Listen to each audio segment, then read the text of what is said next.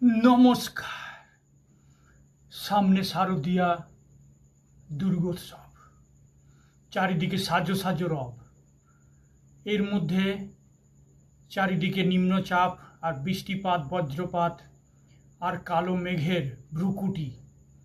ফলে পুজোয় আনন্দ করার মধ্যে এক প্রশ্নচিহ্ন থেকেই গেল যে বৃষ্টিপাত পুজোতে অসুবিধার সৃষ্টি করবে না তো।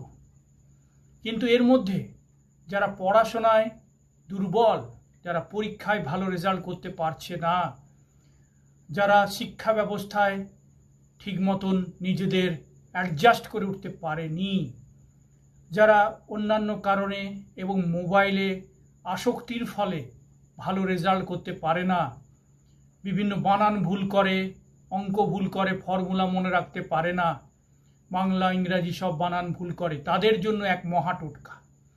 পঞ্চমীর দিন, এই মহাপঞ্চমীর দিন, আগত যে পঞ্চমী, সেই পঞ্চমীর দিন মা সরস্বতীর চরণে আপনারা দই ছিঁড়ে ভোগ হিসাবে অর্পণ করে সমস্ত বাচ্চাদের মধ্যে তা বিলিয়ে দিন এবং মনে মনে উইশ বলুন এবং হলুদ মাথায় তিলক করুন, হলুদ দিয়ে তিলক করুন, তাহলেই সমস্যার সমাধান হবে। ধন্যবাদ।